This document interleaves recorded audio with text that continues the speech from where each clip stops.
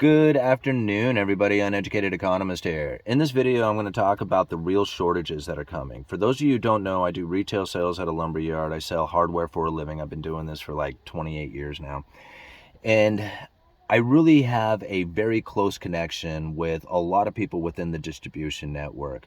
I mean, I talk to people who work at the mill managers, truckers, wholesalers, vendors, all kinds of, people within the supply chain, all the way down to retailers and other retailers out there. So there's really no corner of the market that I haven't seen or at least have some sort of communication with. During the pandemic, we saw supply chain breakdowns of just about everything out there.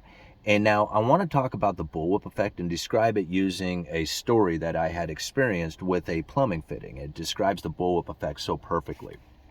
So again, I work at a retail, lumberyard hardware store, and we sell all kinds of stuff, paint and plumbing and electrical and all kinds of stuff. Well, in the plumbing section, we have something that is a rubber coupling, right? And this rubber coupling, it's a very simple part, right? There's really nothing to it. It has two hose clamps on each end, and it's used for joining two different types of pipes, like two uncommon pieces. So with this rubber coupling, a lot of times you'll find that people who do groundwork, like, excavation work or septic systems or drainage systems or something like that, this is a very critical component to their systems, because if you're working with, like, say, cast iron and you're connecting to plastic, this particular part makes that job, that connection, really easy, because again, it just slips over and you got a couple of hose clamps that tighten it up.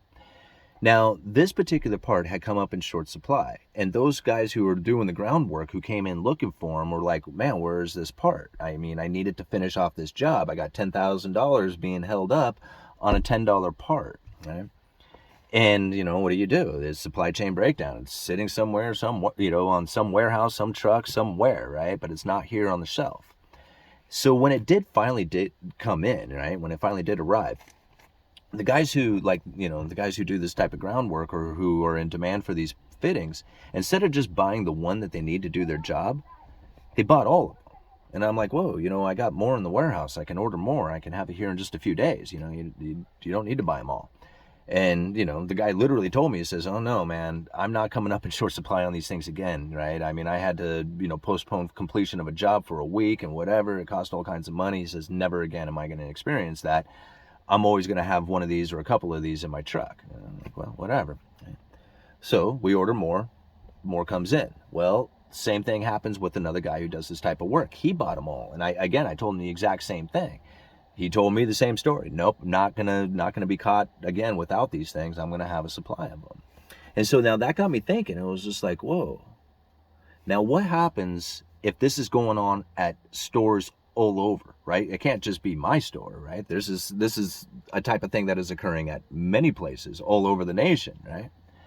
So now I got to thinking about this. It was like, well, we use computer algorithms, but it doesn't really matter if it was a computer or just somebody generating the orders themselves. When they see that every time they place an order and we get like our stock in, we'll get 4 in, but 4 go out, and then 4 come in and 4 go out. So now people are like thinking, including the algorithm, whether it's like an algorithm or just an individual, thinking, wow, there's a high demand for these things. Instead of stocking 4, we need to stock 8. So our order goes from 4 to 8, right? Well, the distributor looks at this, and if he's looking at my order going to 8 and all these rest of these stores are going to 8, he's looking at like a lot of orders. So he puts it up to the wholesaler saying, hey man, we got a ton of orders coming in. The wholesaler goes to the manufacturer and says, man, we have a massive demand going on for this part. You better ramp up production. Yeah. And now that's really what ended up taking place and causing a huge increase in the amount of orders going to the manufacturers out there. And if you remember, it wasn't just a couple of years ago, the manufacturing was going off the charts. And this was the reason why. And it wasn't just because of panic buying. It was also due to allocations. So, for example, like if we had ordered 10 of something, we might get 3. Well, we need 10. So instead of ordering 10 and getting 3, we might order 30 and hope that we get 10. You see? So now all of a sudden there's all these orders coming in because you're being allocated against. So now this overwhelming consumer demand is completely false. It doesn't exist. It's not real, right? It's literally panic buying. And belief that there is going to be allocations and shortages, so they increase the orders. But it's not real. That's not real orders. But the distributors, wholesalers, manufacturers, they don't recognize that. They don't see that as like, false demand.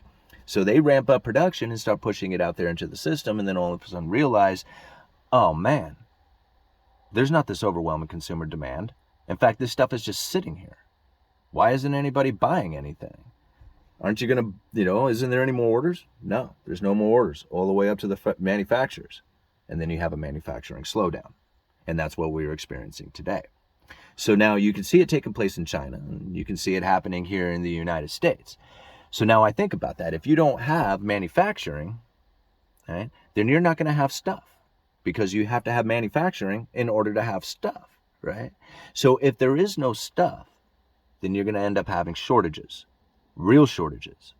See, before, when the shortages were occurring, we knew the stuff existed, but it was sitting out there somewhere, right? It had already been produced. It was just having difficulty finding its way to the shelves so that we could buy it. This time around, there's nothing coming. There is nothing. It's not being manufactured.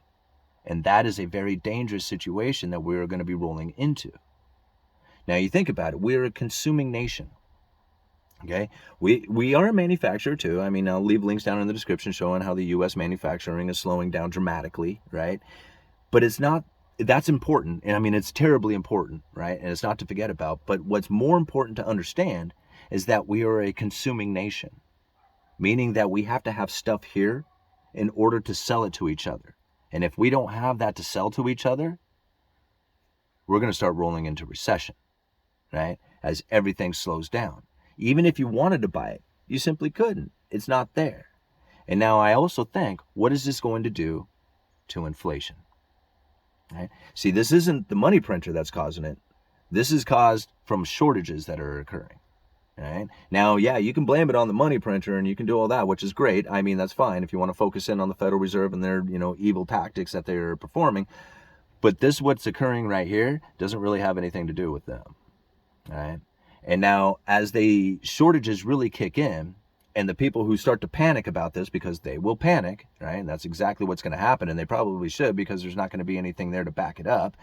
So as the people start to panic and start to, overconsume, like panic buy, right? Because that's what's going to happen, and they start driving the prices up, and they're willing to pay it because they're, worried that, we're going to not be able to acquire it into the future because they'll be right about it. It's going to create some serious, situations here in the United States, again, as we need that stuff to sell to each other so that we have a job. Right? It's crazy times that are coming. And I can't imagine like how long or how deep this can go. It's pretty intense as it is, and it seems that it's going to be getting worse, right? And this is the path that we're now heading down. Right? It's due to the bullwhip effect. All right? I hope I described that all right. Uneducated economist, you let me know.